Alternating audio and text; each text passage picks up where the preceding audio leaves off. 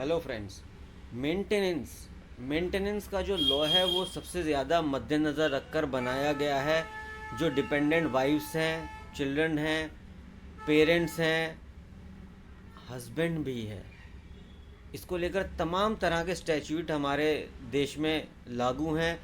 जिसमें एक है स्पेशल मैरिज एक्ट, एक है हिंदू मैरिज एक्ट, एक है Hindu adoption and maintenance act, एक है protection of women from domestic violence act,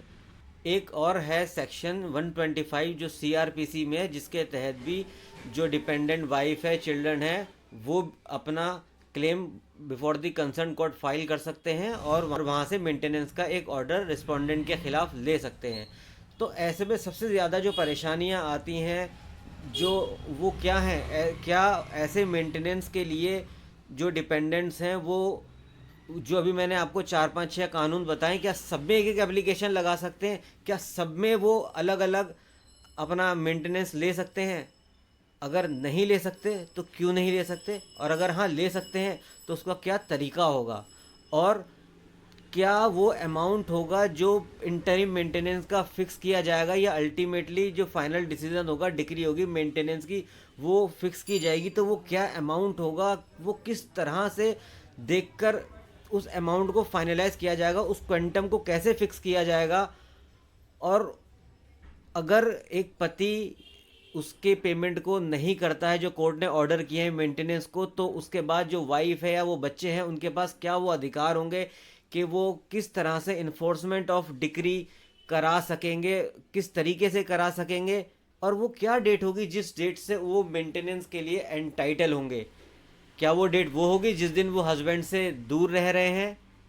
या जिस दिन वो अपना घर छोड़कर चली गई हैं, या जिस दिन कोर्ट ने वो आदेश पास किया है, या जिस दिन उन्होंने कोर्ट में वो मुकदमा फाइल किया है। तो आज के हमारे वीडियो में मेंटेनेंस को लेकर मैं हर बात पर आपसे बात करने वाला हूं। और जो लोग मेरे चैनल पर नए हैं वो मेरे इस चैनल को सब्सक्राइब करें। चलिए अपने वीडियो को शुरू करते हैं। एंड तक बने रहना, हो सकता है वीडियो थोड़ा लंबा हो लेकिन सारी बातों को कवर ज़रूर करूँगा।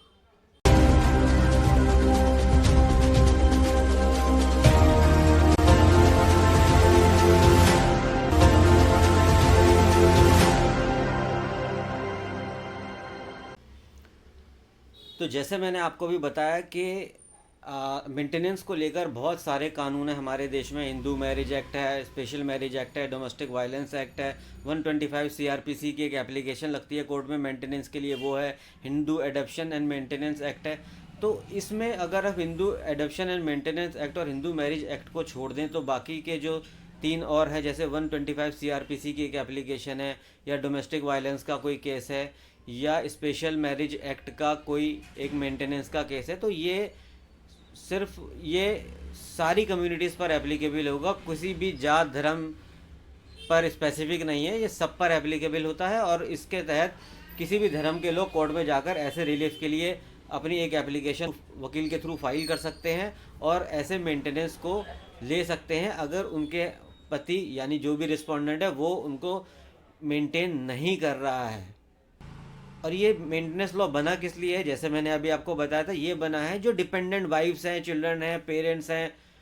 तो बहरहाल हम अक्सर ये देखते हैं कि ऐसी एप्लीकेशंस जो हैं वो कोर्ट में पड़ी हैं, 5 5 6 6 7 7 साल से पड़ी हैं, लेकिन जो एप्लीकांट है जिसके पास वो पैसा, वो मेंटेनेंस का पैसा आना चाहिए जिससे कि वो अपनी डे टू डे लाइफ को की ज़रूरतें हैं उनको पूरा कर सके, बच्चों की पढ़ाई है, उनकी मेडिकल इश्यूज़ हैं, मेडिकल बिल्स हैं, फूड क्लोथ, सारे खर्चे ऐसे जो रोज़मर्रा के हैं उनके वो पूरे नहीं हो रहे हैं। तो ऐसे में जब इतने तरह के लॉ हैं तो हम क्या सभी में एक एक एप्लीकेशन लगा सकते हैं? फॉर एग्ज़ाम्पल जैसे वाइफ है, वाइफ को हस्बैंड ने अपने घर से निकाल दिया है, या उनके बीच में ऐसा झगड़ा हो गया कि वाइफ ने उस घर को छोड़ दिया और बच्चे भी हैं साथ में जो वाइफ के साथ चले गए हैं, या नहीं है बच्चा और वाइफ चली गई है। तो ऐसे में क्या होता है, वाइफ जाकर अपने जहाँ अपना मायका होता है वहाँ पर जाकर एक लीगल एडवाइस देती है, और एक क्योंकि उसका खर्चा नहीं चल पा रहा है, वो डिपेंडेंट है अपने हस्बैंड के ऊपर, तो ऐसे में वो एक मेंटेनेंस का मुकदमा एक कोर्ट ऑफ लॉ में फ़ाइल करेगी और फाइल करती है। तो जब वो फाइल करती है तो अक्सर ऐसा भी देखा जाता है, तो ऐसे मुकदमे कई कई सालों तक पेंडिंग रहते हैं और मेंटेनेंस पर कोई ऑर्डर ही नहीं हो पाता। तो ऐसे में, और जो ओवरलैपिंग इशू है कि किस कोर्ट में जाएं या किस एक्ट के थ्रू जाएं, हिंदू मैरिज एक्ट के थ्रू जाएं, स्पेशल मैरिज एक्ट के थ्रू जाएं, Hindu adoption and maintenance act में जाएं, सेक्शन 125 ऑफ सीआरपीसी में जाएं, या डोमेस्टिक वायलेंस एक्ट में जाएं, मेंटेनेंस सब जगह से मिलती है। तो किस में जाएं, या सभी में चले जाएं? सभी में जाया जा सकता है। अब सवाल ये है कि अगर आप सब में जाएंगे तो क्या सब में एक अलग अलग आपको कॉम्पनसेशन, सब में अलग अलग आपको इंटरिम का जो अवार्ड है वो दिया जाएगा, और सब जगह से आप अलग अलग एक अच्छा अमाउंट ले लेंगे इंटरिम मेंटेनेंस में या मेंटेनेंस में? मतलब, तो जैसे ये अब डिफरेंट लॉ हैं, अब सब जगह पर अगर आपने केस फाइल कर दिया तो ओवरलैप नहीं हो रहा है कि एक ही बात के लिए आपने 10 जगह पर सेम रिलीफ के लिए अप्लाई किया हुआ है। तो बट ऑब्वियस है, तो मतलब ऐसे में थोड़ा सा ओवरलैपिंग ऑफ ज्यूरिसडिक्शन ज़रूर होता है। तो ऐसे में तरीका जो है वो क्या किया जाना चाहिए, वो ये है कि एक कोर्ट में जब कोई एप्लीकांट अपनी किसी तरह की कोई मेंटेनेंस की एप्लीकेशन फाइल कर रहा है तो उसके ऊपर ये मैंडेटरी है कि वो डिस्क्लोज़र ऑफ प्रीवियस प्रोसीडिंग्स जो ऑलरेडी किसी कोर्ट में चल रही हैं, या उसमें किसी तरह कोई आदेश इंटरिम को लेकर पास हो गया है और ऐसा पैसा उसको ऑलरेडी मेंटेनेंस का वहाँ से मिल रहा है दूसरी कोर्ट से, तो ये डिस्क्लोजर आपको अपनी जो फ्रेश एक एप्लीकेशन किसी और कोर्ट में मेंटेनेंस की लगा रहे हैं तो उसी एप्लीकेशन के साथ ऐसा डिस्क्लोजर होना बहुत ज़रूरी है, मैंडेटरी इन नेचर है। तो आप ऐसा नहीं समझे कि आपने कहीं और पर एक एप्लीकेशन लगाई, वहाँ से आपको इंटरिम मिल रहा है, अब आपने सोचा कि मैं एक दूसरी जगह पर एक और मेंटेनेंस की एप्लीकेशन लगा दूं, वहाँ पर से भी और मेंटेनेंस ले लूं। तो जब आप दूसरी जगह पर मेंटेनेंस की एप्लीकेशन लगाएंगे तो disclosure of the previous proceedings आपको वहाँ डिस्क्लोज करनी है, हर हालत में मैंडेटरी है। मैंडेटरी मतलब कि आप इसको बाईपास नहीं कर सकते, आप इसको छुपा नहीं कर सकते, अदरवाइज दूसरी तरह की प्रोसीडिंग आपके खिलाफ शुरू हो जाएंगी जब कभी ये बात कोर्ट के आगे डिस्क्लोज हो जाएगी। तो ये कंसीलमेंट बिल्कुल नहीं करना है, आपको हर हालत में प्रीवियस जो सारी प्रोसीडिंग्स है उनकी डिटेल, उसमें क्या ऑर्डर पास हुए और ऑर्डर की कॉपी भी अगर कोई और आपको इंटरिम मिल रहा है तो उसका पूरा डिस्क्लोजर भी देंगे। इवन ये भी देंगे कि अगर किस डेट से वो इंटरिम ऑर्डर पास हुआ और जो रिस्पोंडेंट है वो आपको पेमेंट टाइम से कर रहा है या नहीं कर रहा है, कुछ एरियर्स हैं उसमें या इस तरह की कोई भी चीज़ है तो वो भी आपको डिस्क्लोज करनी है। और यह कोर्ट की जिम्मेदारी होगी जब आप इस तरह का कोई का जो आप डिस्क्लोज़र करेंगे तो जो अमाउंट आपको किसी दूसरी कोर्ट से मिल रहा होगा उस अमाउंट को जो कोर्ट होगी अगर उसको लगता है कि आप मेंटेनेंस के हकदार हैं, जो अभी नई प्रोसीडिंग आपने फाइल की है उसमें अगर कोर्ट को ये लग रहा है कि मेंटेनेंस के हकदार हैं तो आपका वो जो प्रीवियस ऑर्डर है मेंटेनेंस का उसको भी कंसीडर करेगी और उसको एडजस्ट करेगी, सेट ऑफ करेगी उस अमाउंट को जो आपके प्रीवियस प्रोसीडिंग्स में आपके फेवर में है, और उसके बाद जो रिमेनिंग अमाउंट होगा उसका एक आदेश करेगी कि वो after set of the amount कि वो अब आपको एक मेंटेनेंस की पेमेंट की जाए हस्बैंड के द्वारा, जो रिस्पोंडेंट है उसके द्वारा। तो इस तरह से ओवरलैपिंग ज्यूरिसडिक्शन का जो इशू है वो थोड़ा सा संभल जाता है, क्योंकि आप सारी चीज़ों को जब एक कोर्ट में डिस्क्लोज करके आ जाते हैं तो उसके बाद अब लिमिटेड स्कोप हो जाता है कोर्ट के लिए भी काम करने के लिए और पार्टीज़ के लिए भी। अगर फॉर एग्जांपल आपने प्रीवियस कोर्ट की प्रोसीडिंग्स यहाँ पर डिस्क्लोज नहीं की और यहाँ पर से आपने एक मेंटेनेंस का अमाउंट का आदेश भी ले लिया और उसके बाद अब जो हस्बैंड है या रिस्पोंडेंट है वो अब आपके खिलाफ एक एप्लीकेशन लगाकर वहाँ का सारा तस्करा यहाँ पर रखेगा, तो उसके बाद आपके खिलाफ 340 एक गलत एफिडेविट कोर्ट में देने का, कंटेम्प्ट की प्रोसीडिंग्स ये भी अलग से शुरू हो जाएंगी। तो इस तरीके से मल्टीपल लिटिगेशंस और पेंडिंग हो जाएंगे। तो इससे अच्छा यही होगा कि बिल्कुल कि आप सारी की सारी जो प्रीवियस प्रोसीडिंग्स हैं उनका डिस्क्लोज़र इस नई एप्लीकेशन में ज़रूर करें, अदरवाइज़ ये आपके ही खिलाफ चले जाएगा। अब दूसरी बात हम करते हैं कि वो क्या पेमेंट का अमाउंट होगा, वो क्या पेमेंट होगी इंटरिम मेंटेनेंस को लेकर, क्योंकि फॉर एग्जांपल आपने आज एक मुकदमा कोर्ट में फ़ाइल किया, जब आपने कोर्ट में फ़ाइल किया आप यही तो कहकर आने के साथ मेरे पास कोई ज़रिया नहीं है पैसे का, तो मैं कैसे अपने बच्चे को या अपने आप को मेंटेन कर पाऊँ, डेली की ज़रूरतें हैं, खाना पीना कपड़ा रहना सब कुछ है, तो ऐसे में जब आपको तो पहली डेट को तो आपको मेंटेनेंस बंद नहीं जाएगा, तो ऐसे में एक इंटरिम मेंटेनेंस की भी एक प्रेयर कोर्ट में होती है, और ऐसी एप्लीकेशन को कोर्ट प्रोसीडिंग्स के शुरुआत में ही डिसाइड करता है। पता चला आपको हर तारीख में कोर्ट की भी फीस देनी है और 2 4 5 महीने ऐसे ही गुजर गए, तो आपका गुजारा कैसे होगा। तो इसलिए एक इंटरिम मेंटेनेंस की एप्लीकेशन भी मेंटेनेंस की प्रोसीडिंग्स में एक लगाई जाती है, जिससे कि आपको दौराने वाद भी आपको खर्चा मिलता रहे, ताकि आपको अपनी ज़िंदगी जीने में किसी तरह की परेशानी ना आए, और जो फाइनल डिग्री ऑफ मेंटेनेंस होगा वो बात को आ जाएगा। फिलहाल इंटरिम मेंटेनेंस कोर्ट आपको पेमेंट करती है, और उसके बाद ताकि आप अपनी जो चीज़ों को रोज़मर्रा ज़रूरतों को पूरा करते रह सके। तो पेमेंट ऑफ इंटरिम मेंटेनेंस कैसे कैसे फिक्स की जाएगी, उसका जो तरीका है वो ये है कि जब आप ये दोनों पार्टी पर वाजिब है कि दोनों पार्टीज़ यानी कि हस्बैंड और वाइफ दोनों पार्टीज़ जब अपनी इंटरिम की एप्लीकेशन फाइल लड़की करेगी, तो एक affidavit of disclosure of assets and liability, यानी कि उनके पास क्या एसेट्स है, पार्टीज़ के पास क्या उनके ऊपर लायबिलिटीज़ हैं, उन सारी बातों का एक डिस्क्लोजर में एक एफिडेविट बनेगा जिसका एक स्पेसिफिक फॉर्मेट है, और उसी के तहत वो अपने एक एफिडेविट को कोर्ट में फाइल करेंगे, और वो सारी जानकारी कोर्ट को अपने इंटरिम से पहले ही ये कोर्ट को डिस्क्लोज कर देंगे कि उनकी क्या क्या कमाई के ज़रिए हैं, या क्या क्या उनके पास है और क्या क्या नहीं है।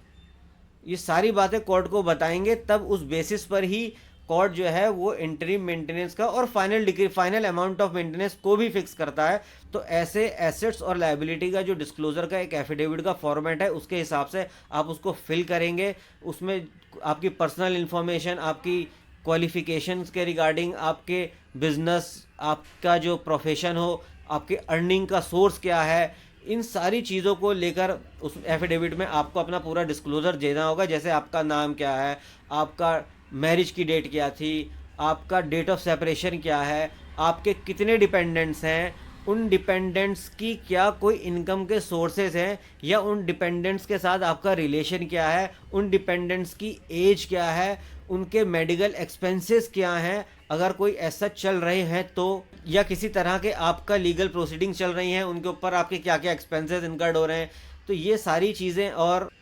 कि कितने बच्चे हैं आपके, उनकी पढ़ाई कहाँ चल रही है, क्या स्कूल की फ़ीस है, क्या उनका डे टू डे की नीड्स हैं, पेरेंट्स हैं उनके क्या खर्चे हैं, क्या जो डिपेंडेंट्स हैं उनकी कहीं पर कोई सोर्स ऑफ इनकम है, अगर इनकम आपकी कोई इनकम है तो वो उसका क्या सोर्स है, क्या आप किसी कंपनी में एम्प्लॉई हैं, अगर आप एम्प्लॉई हैं तो एम्प्लॉयर का क्या नाम होगा, क्या सैलरी आपको मिल रही है, कब आपको सैलरी मिलती है, अगर आप बिज़नेस कर रहे हैं तो आपके क्या बिज़नेस हैं, आपका जो इनकम टैक्स रिटर्न है वो आपको कोर्ट में फाइल करना होगा, अगर आप किसी तरह के प्रोफेशन में हैं तो आपका उसका डिस्क्लोज़र देना होगा, उसकी जो इनकम आपको आती है प्रोफेशन से वो सारी बातें, कहीं कोई आपके पास मूवेबल एसेट है, इमूवेबल एसेट है, तो इस तरह के सारे एसेट्स की जिम्मेदारी, लायबिलिटीज़ की, किसी तरह का लोन है, कितनी किस्तें जा रही हैं, कुछ फिक्स मेडिकल एक्सपेंसेस हैं कि हर महीने साहब इतना तो इस चीज़ में जा ही रहा है, भले ही वो खुद के लिए या डिपेंडेंट के लिए, आपने घर के लिए लोन लिया है, या उसका कोई रेंट चल रहा है, रेंट पर हैं आप, तो ये सारी बातों का डिस्क्लोज़र किया जाएगा। उसके बाद ही कोर्ट उन बातों को कंसीडर करेगी, और उसके बाद देखेगी कि कितना अमाउंट ऑफ मेंटेनेंस इस लेडी को मिलना चाहिए। इस तरह कोर्ट देखेगी कि क्या ज़रिए हैं आपके पास इनकम के, तो उसके बाद फिर उसका कोर्ट को जो सोचना है वो ये सोचना है कि अब उसमें से क्या अमाउंट में एप्लीकांट के हक के लिए बताऊं कि वो जो रिस्पोंडेंट है वो उसको इंटरिम मेंटेनेंस में या फाइनल मेंटेनेंस में इतना पैसा हर महीने उसको जो एप्लीकांट है उसको दे। यहाँ पर एक बात है कि हर केस के फैक्ट्स और सर्कमस्टांसेस जो होते हैं वो अलग होते हैं, तो यहाँ पर जो क्वांटम ऑफ मेंटेनेंस होगा उस पर कोर्ट को सारे फैक्ट्स और सारे जो सर्कमस्टांसेस हैं उसको कंसिडर करने के बाद ही डिस्क्रिशन ऑफ कोर्ट ही अल्टीमेटली कि वो कितना अमाउंट मेंटेनेंस के लिए आदेश करने वाला है। और इन सारे सर्कमस्टांसेस को, फैक्ट्स को कंसिडर करने के बाद ही कोर्ट अपने डिस्क्रिशन से जस्ट अमाउंट पर पहुँचे, और जो एप्लीकांट होगा उसको इंटरिम के रूप में या फाइनल डिक्री फॉर मेंटेनेंस के रूप में उसको एक मेंटेनेंस का आदेश उसके हक में उसके हक में दिया जाए। अब सवाल ये आता है कि वो मेंटेनेंस का आदेश जो है वो किस डेट से होगा? क्या जिस डेट से लड़की अलग रह रही है अपने हस्बैंड से उस डेट से है, या जिस डेट को लड़की ने कोर्ट में एप्लीकेशन फाइल की होगी उस डेट से है, या जिस डेट को कोर्ट ने वो आदेश पास किया है उस डेट से वो मेंटेनेंस एप्लीकेबल होगा? तो ऐसे में जिस डेट को कोर्ट में लड़की ने एप्लीकेशन फाइल की है उस डेट से ही मेंटेनेंस की वो डेट है काउंट की जाएगी और उस डेट से ही उसको मेंटेनेंस मिलेगा। अगर लड़की 4-5 साल तक अपने घर में बैठी है और उसके बाद फिर वो कोर्ट में आकर एक एप्लीकेशन मेंटेनेंस की फाइल कर रही है तो उसको वो 3-4-5 साल जो घर में बैठी है और उसने कोर्ट में अप्लाई नहीं किया तो उस दौरान का उसको किसी भी तरह का कोई मेंटेनेंस नहीं दिया जाता है। इस बात को ध्यान रखें। तो अगर ऐसा कोई इशू है तो एक जो टाइम भी है, टाइम फ्रेम यही है कि आपको टाइम से कोर्ट में जाकर इसके लिए मेंटेनेंस के लिए अप्लाई करना चाहिए, क्योंकि जितना आप लेट जाएंगे डेट और उसके बाद फिर कोर्ट की प्रोसीडिंग भी चलेगी, थोड़ा लेट भी हो जाएगा और आदेश करने में, तो वो आपके लिए वो आपके ऊपर ही भारी पड़ेगा, क्योंकि जितना डिले हो जाएगा आपके पास पैसे हैं नहीं, सारा और बर्डन आपके ऊपर आ जाएगा, तो आप ही हैं वो काफ़ी प्रेशर में आ जाएंगे। तो इसलिए टाइम से एक पिटीशन को फाइल करना चाहिए। अगर आपको दिखता है कि आपस में